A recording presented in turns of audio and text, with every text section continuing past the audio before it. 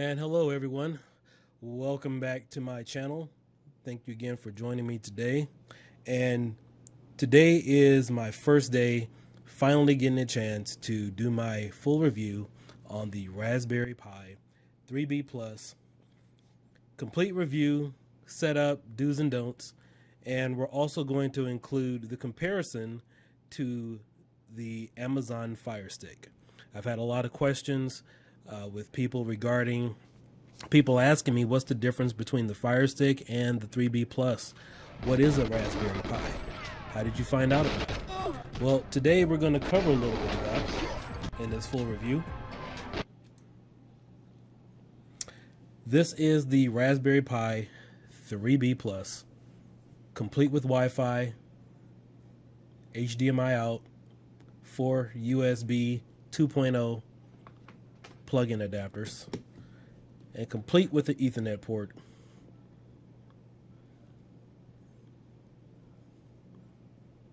I decided to do this review because a lot of individuals who are not too much tech savvy are not familiar with the difference between the Amazon Fire Stick and its advantages the Raspberry Pi rather, in comparison to the Amazon Fire Stick.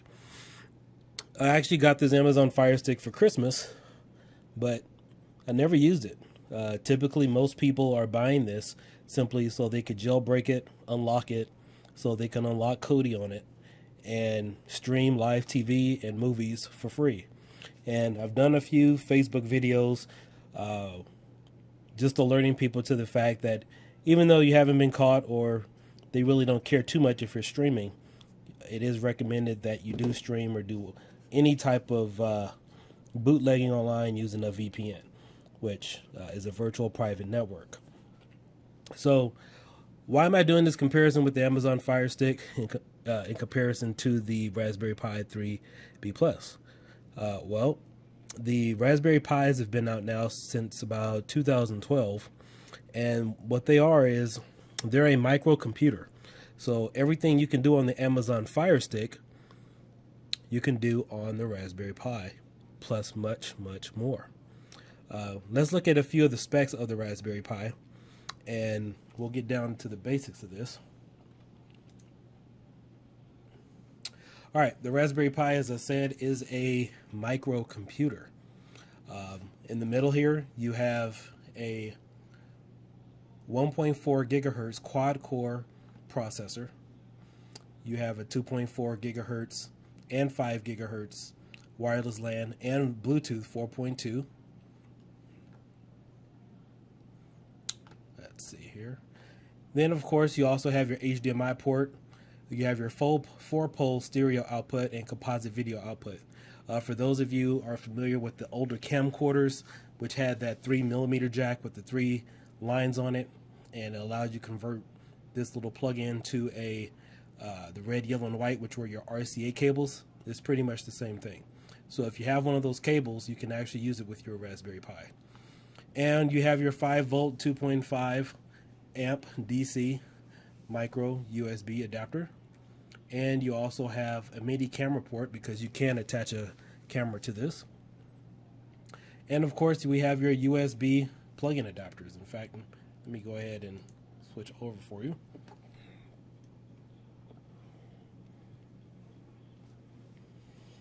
You have your GPIO board here. This is where your wireless LAN is. Your 1.4 quad-core processor. This is where your memory stick goes. So far, I've been able to sync up a 128 gigabyte memory card to this. I believe some people can use 200 up to 400. I'm currently in the process of trying to image a 256 memory card. So that's what you have there. And on the other side, obviously you have your HDMI here, as I showed you in the display. Your standard Ethernet port to sync up to your home Wi-Fi and download games and stream things online. And of course we have the 4-port USB 2.0 adapters. And of course I already have one of my controllers plugged in. Typically you'll always want at least, you could use 3 USB controllers if you want. and allocate the third one for your keyboard if you so desire, or a mouse. So I first found out about this little device at Arcade Expo, which I did a video on a few months ago. A guy approached me and he asked me if I was interested, and I said, yeah, sure, tell me a little bit about this device. And he showed me the Retropie, which was what was booting up at the video intro. And it had all the arcade games on there. And not just all the old retro arcade games, but it had Super NES, Nintendo, PlayStation. Had the Game Boy Mini, Game Boy Advance, Atari 2600. All the old systems wrapped up, installed on this one little device. Now, I'm a big MAME guy, and I have a computer, and my computer, it pulls down a little bit of power, I'd have to admit, but when you just want a little personal gaming system, something that's really small and portable, that doesn't pull down a lot of power, something you can use to also browse the web, use it as a computer, a regular computer with the operating system, with Raspbian, you can do that all in this one little device. And that was perfect for my game room. I'll probably do a tutorial or just a sneak look at my game room, but you could see my game room on my previous video where I did the banner with Red Apple fireworks. But this is perfect for any game room. Doesn't put out a lot of heat. Very small, compact, great device to have and travel with. And there are previous models, as you can see here. You'll know this is actually the 3B Plus model by the imprinting here on the board itself. It says Raspberry Pi. See if I can get that in focus. Raspberry Pi 3B Plus. Plus this little square over here where you have your Wi-Fi adapter. This lets you know this is the B Plus model. So I decided to go with this instead of trying to install Kodi or jailbreak my Amazon Fire Stick. Number one, it seemed like it was a little hassle for me because I've been busy doing some other things. But with the Raspberry Pi, this was more suiting for me because it could run all of my old arcade games, console games on there, portable, web browsing, everything for my game room. And of course, I have about 3 of these so far, and they're just great to have. For those of you familiar with the Amazon Fire Stick, you're probably wondering, why would I compare this? This is more of a gaming system, and why would you use this? Well, I'm going to tell you why. All in one use. People now are more for condensing things all into one device. Practicality. And I have several of my friends who are interested in it, and they have other friends saying, no, don't get the Raspberry Pi. Well, we obviously don't know what that is, but still get the Amazon Fire Stick. Everything you can do on the Amazon Fire Stick as far as streaming with Kodi, live TV, your pay-per-view movies, you can do on the Raspberry Pi through Emulation Station and Kodi. Okay? I'm going to cover that in this full video. We're also going to do a little bit of setup. But just really quickly, let me show you through a little bit of the operating system for those of you who aren't familiar with the Emulation Station Raspberry Pi. Let's take a look. Now, I also have here a few choice cases. This was actually my first one here. You get some heat sinks, full protective case, and you can actually use Legos or the box itself to provide a case. I mean, these things are very small. They don't put out a lot of heat. And again, they're an overall good device to have. So this is the standard case that you can get with the package.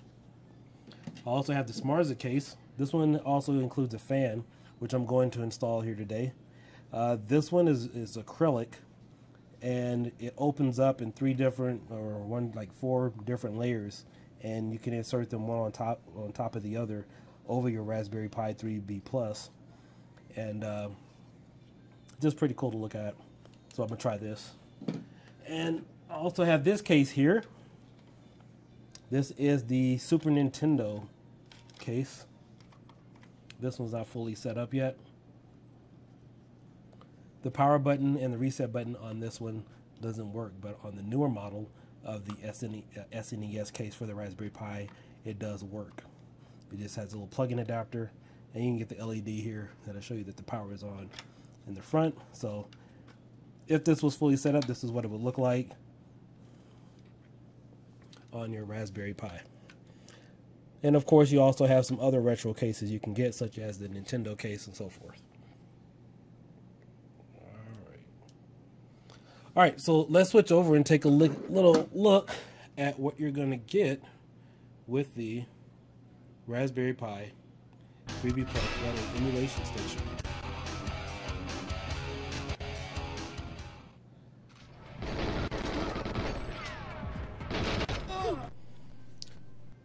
And right now we're in my favorites. So I've actually downloaded or transferred over a lot of my favorites into this one little category. And what you're looking at is a full customizable menu, which includes the scraping function, which means it will download all the preview movies or videos of each game, as well as letting you know who the developer is, letting you know how many players it is, and the year it was released for each game. So these are just some of my favorites here, and this is the full menu that I have. The 128 gigabyte super, I think it's super reload or free super. Let me find out which one it is.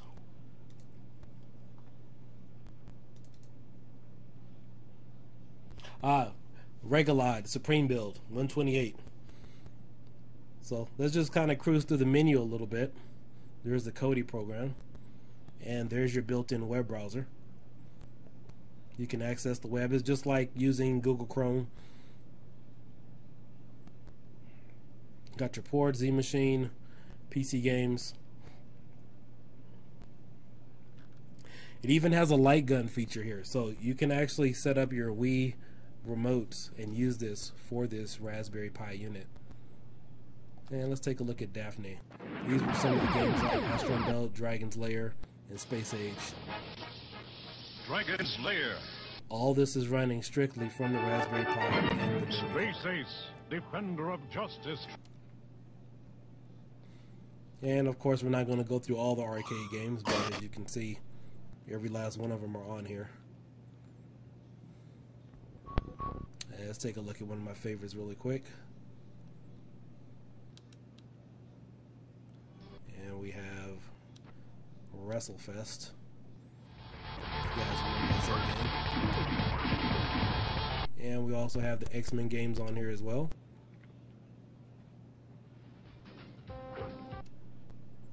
Alright, so we got some of our PlayStation minis, the Neo Geo Pocket, Dreamcast, Sega CD, Sega 32X, Sega Genesis, Mega Drive, Master System, and then of course you got a few systems that include hacks as well, Game Gear and Nintendo 64. Now I'm going to just stop right here for just a second. The Nintendo 64 emulation and PlayStation emulation are two of the hardest to run because they require a lot of system processes and resources in order to fully emulate the games. I did a custom build myself where I just transferred over a lot of my games, installed the Raspberry Retropie 4.4 stretch myself, and installed a lot of the ROMs. However, it ran a little bit slow, so I will have to say with the B Plus and the way this particular image runs, it runs flawlessly, and in fact it runs a lot faster and smoother than the Nintendo 64 in my opinion. I still have my Nintendo 64 and I play WWF No Mercy. It slows down after a while, but however it runs really good on here, as well as Fantastic Four and several of the other PlayStation games. And of course we have our Super Nintendo games here. And actually let's go into one of the games really quick. I won't spend too much time on here, but just wanted to kind of give you guys an idea of what you can expect when you get a Raspberry Pi and what's out there, as well as all of the images that are available to you and things you can do to customize your own personal unit. And if you notice, there's a bezel around the game, so most of the games will have a bezel around the screen to help you enjoy with your enjoyment. And of course, we're going to exit out. But as you can see, this looks pretty cool here.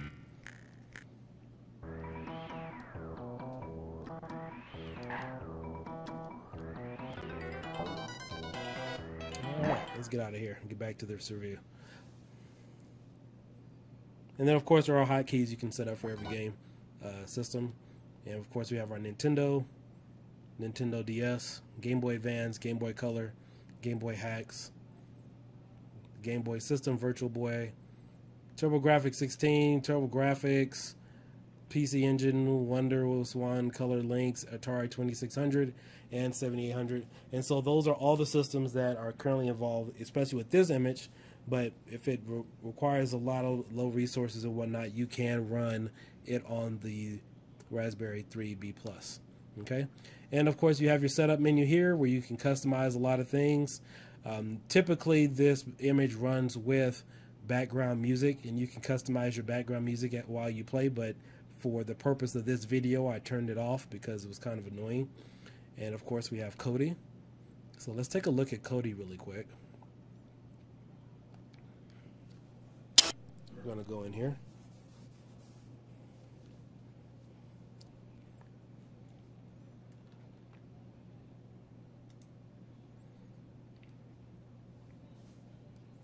And I will be honest with you, I have not used the Kodi feature on the Amazon Fire Stick. I figured, what was the point when I can do all of that on my Raspberry Pi 3B Plus? And I was going to set up everything from scratch with my Raspberry Pi 3B Plus. However, I decided, well, shoot, if I just get the image and it has everything on it, there was no need for it because... And it takes some time to kind of follow through the menus and set up everything, but you get one of the images that has everything on there. It takes about a good 2 hours or so to fully image a card that's about the size of 128. So it took about an hour, good hour, 40 minutes to fully transfer everything over, and you're good to go. It boots up and you have everything you need. All right, so here we are at the Kodi menu. And you have your TV shows, things for kids. Right now I'm hooked up through Wi-Fi.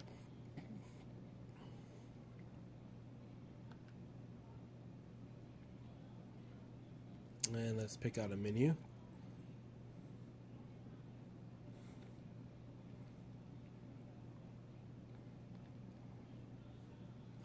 All right, now it's loading a little bit.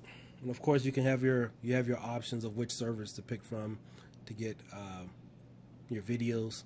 And of course you can watch TV in other countries as well, like France, Germany.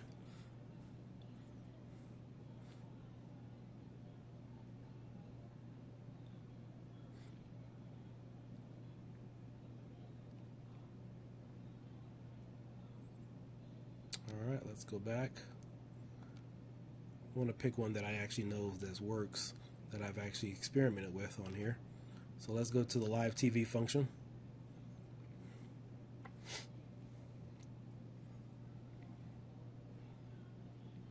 And then we're going to go down to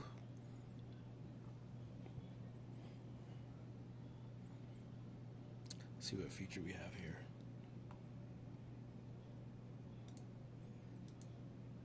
Just real quick while that's loading. All right, we're going to go down to StarTech Mod Pro. Mod Pro. Yeah, let's go here. All right, so the Amazon Fire Stick costs about 40 bucks. The Raspberry Pi 3B Plus costs about 42. Fire Stick obviously has 1 gig of memory, flash storage 8 gigabytes, over 200 games. Obviously, you saw with the Raspberry Pi how many games that has included. I mean, that's really up to you. And to note, this their Fire Stick has a dual-core processor, where the Raspberry Pi 3B Plus has a quad-core processor, which means it has 2 more cores than the Fire Stick. So quad meaning 4, has a total of 4 cores running at 1.4 gigahertz. And it also supports Bluetooth capability. So you can sync up your PlayStation 3 and I believe your PlayStation 4 controller. I know the PlayStation 3 controller will work with Bluetooth with this. Personally, I use the, I'll show you guys here 1 second. Personally, I use the Xbox controller, the wired controller, because of all the buttons that it has. I wouldn't suggest using the Nintendo controllers because it only has 2 buttons, which was A and B. But PlayStation or the Xbox controllers work really good with the Raspberry Pi. And you can get these for about 29, maybe 25 bucks. If you want, just pick up some used ones from GameStop or on eBay. They're very dirt cheap. And we also have Chromecast over here, 512 megabytes of memory, 2 gig flash storage. So as you can see, the better option is the Raspberry Pi 3B Plus. You get more power, you get more performance. It's portable. You can customize it with different cases, however you want. And it makes a nice Christmas gift. And I personally know, like I said before, a lot of individuals who are buying the Amazon Fire Stick want to jailbreak it or don't know how to jailbreak it. They're giving these as gifts saying, oh yeah, you can watch all the live TV and all the other programming you want.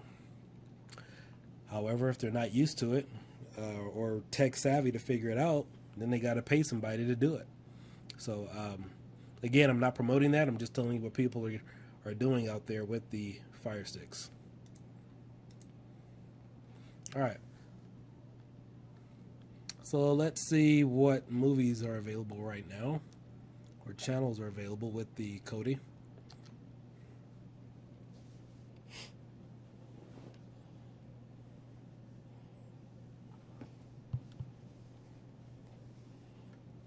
And let's scroll down here to Ammo Planet, see what's on.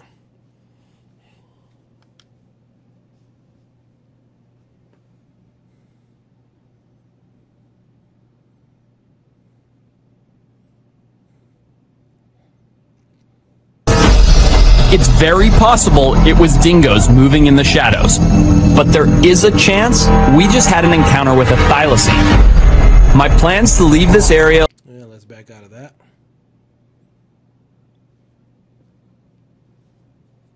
Got much to discuss.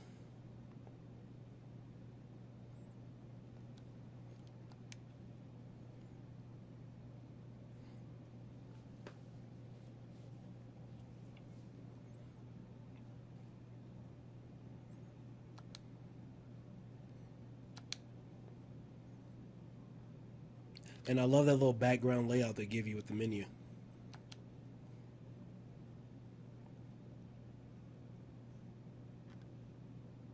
And of course you have your YouTube. I haven't seen Netflix on here, but YouTube is pretty cool to work with. Runs pretty decent on here.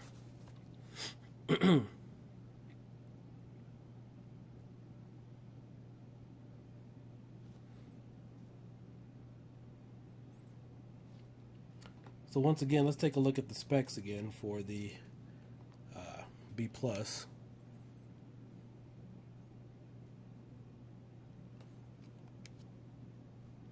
you guys to see this. All right, so this is the size of a credit card, this little device. It's not that big, fits right in the palm of your hand. There's the Fire Stick and there's your B+.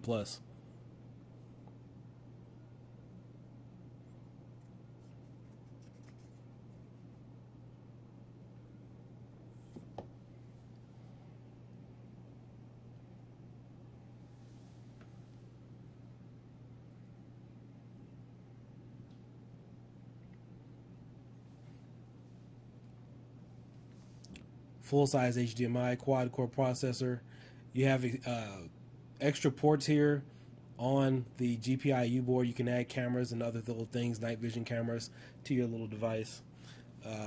If you're looking for a base package for your B+, you can get one on Amazon or eBay. Depending upon what size memory card you get, if you get a controller or not, if you want an extra HDMI cord, you're looking at about a good 60 bucks. A good 60, maybe to a $90, depending upon, of course, what size memory card you get and attachments. But I'm sure a lot of you already have USB keyboards laying around and USB controllers of some sort if you already have a computer or a gaming system. So you're already on the right path. And if you have some extra memory cards laying around, anywhere between 32 gigs, which is the, or 16 gigs actually, which is the entry level size for the Raspberry Pi, then you're good. Anywhere between 16 gigs all the way up to at least 128. I mean, if you want a lot of these games on here, I personally would recommend 128. Right now, I have a 128 gigabyte memory card in my Pi, and I think I have about 400 gigs left. So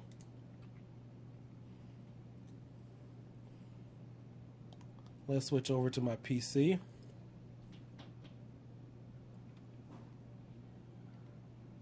We're going to look at the Raspberry Pi, and let me see. I think there's no. Okay. There's our configs, our ROMs.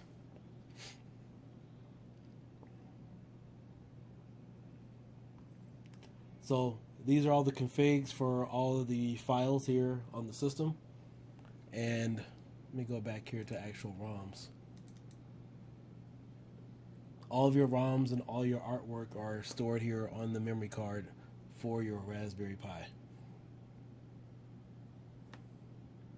Artwork would include the little pictures you see for the video, and also the little entry-level videos or the startup videos that you see for every device.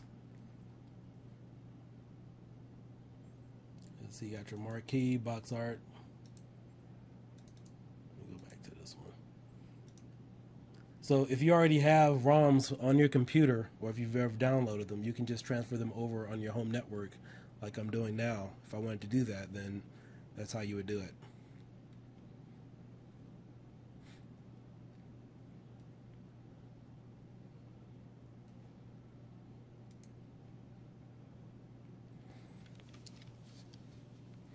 And these are some of the movies that are available right now through Kodi. Oops, where'd they go? Ah, there they go.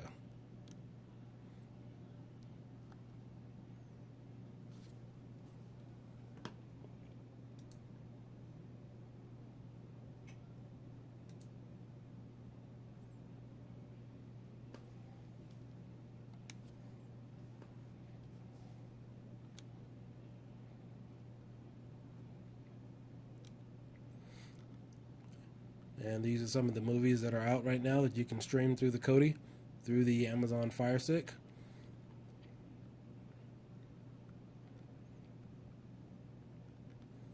You do this at your own risk. And I will be doing another tutorial. I'm not sure how far out, but having a VPN on your personal router so you can be safe. Because as you continuously stream these movies, I do know a lot of the movie companies, they're only particular or interested if you're downloading them using a torrent or whatnot. They really haven't been hitting streamers, but you just want to make sure you're staying safe. And for those of you who don't know what a VPN is, it allows you to have a 256-bit encryption between yourself and the internet, so that way your internet service providers don't know exactly what it is you're doing. It also will reroute your IP address and mask it so nobody can know it was you. So it's also good for business as well, because if you're sending emails or anything, right now your provider can read your emails.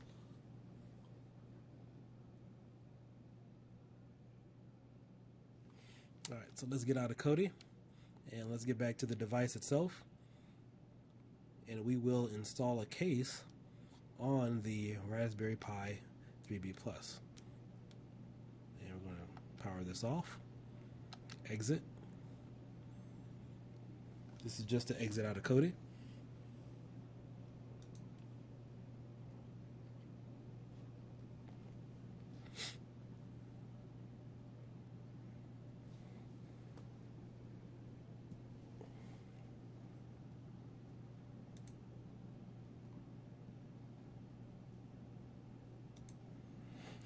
All right. So I'm going to power this down.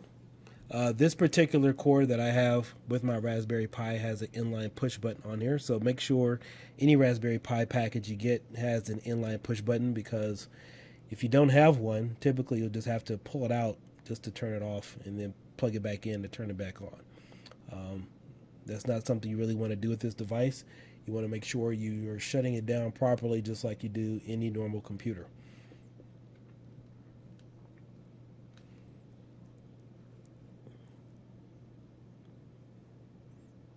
Very great device. If you guys have not heard about this until now, I hope I've opened your eyes to a few things.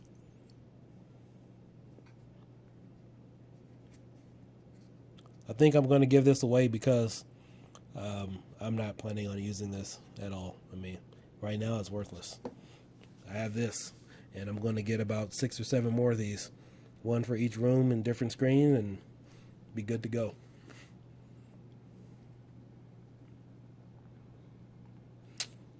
All right, now that we've kind of covered the Raspberry Pi 3B Plus, let's go ahead and get one of these cases installed.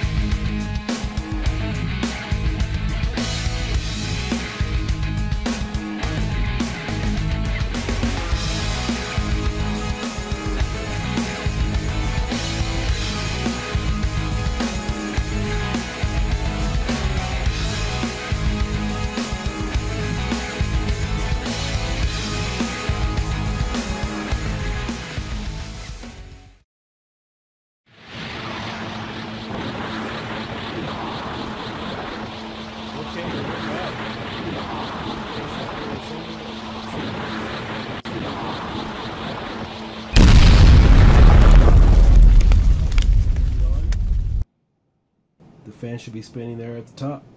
Case is fully assembled. You can see your lights, and make sure that little green indicator light is moving when you're booting up. So we're booting right back up into the emulation station. Takes a few seconds depending upon how many games you have and the boot speed, but we're good to go. And so I want to just thank everybody for watching this video. And if you found this channel interesting, please subscribe and also click on that little bell at the top so you get that email notification anytime I upload a new video. There will be some coming out every week. I promise that. This channel is continually to grow, and hopefully this will be one of your main sources for technology reviews and how-tos.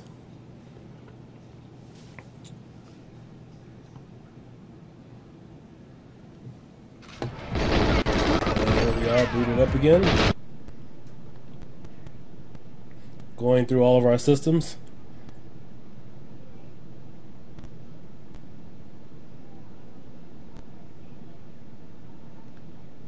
Got some of the old school PC games on here too.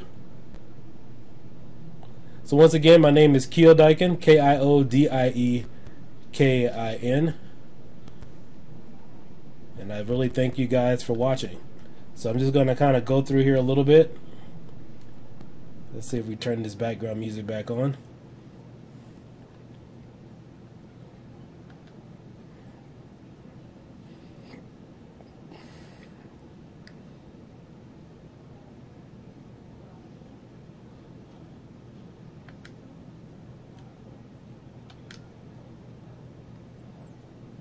And now when we go back out, you guys should be hearing some music from now on.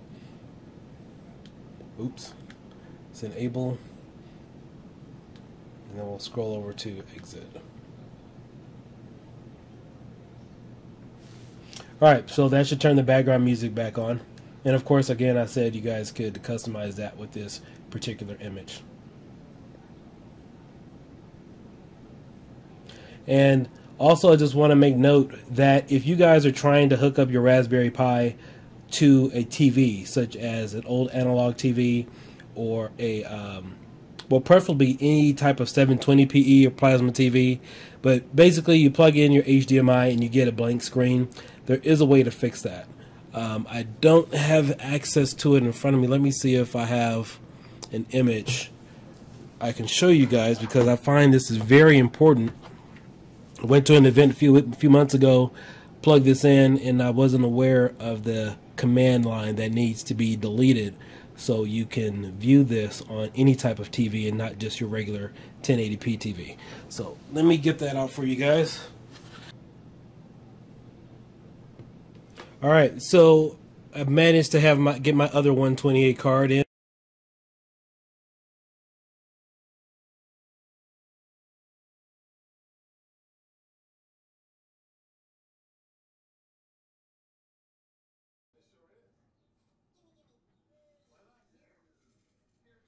Okay guys, so what you want to do when you get to this screen is you want to insert your memory card directly into the computer. This is after you take it out of the Raspberry Pi 3B Plus. When you insert your memory card, you'll see this screen and you'll see this command line. You want to right click on it. Make sure you open it up in WordPad.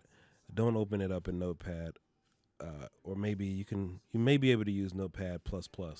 But open it up in WordPad because it will format it correctly and you'll see the line that you'll need to delete. Okay, so once you have it opened up here in WordPad, we're going to scroll down a little bit, and I believe it's like the line number 8. And you'll see this little line here. It'll say HDMI something something something. Okay, mine is already edited and configured exactly for my monitors. But normally there's a pound sign. We call them a hashtag now.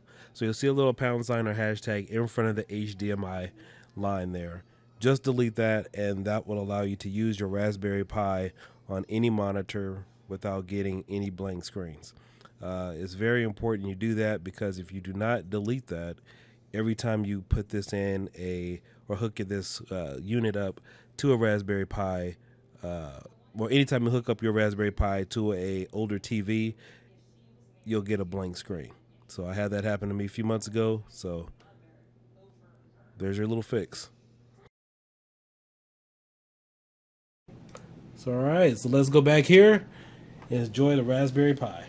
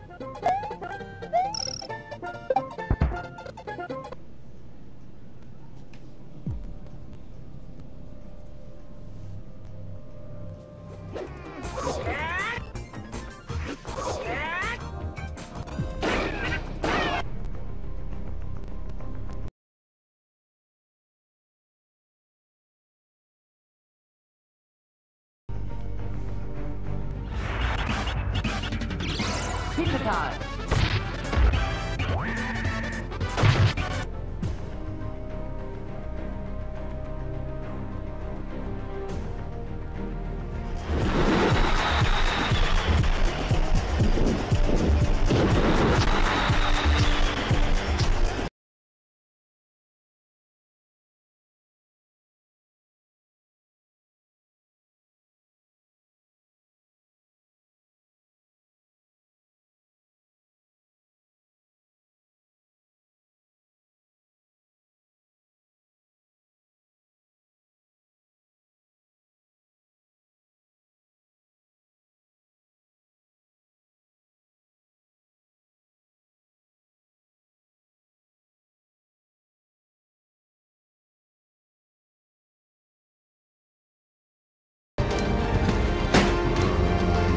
Alright guys, thanks again for watching. This is Kiodiekin.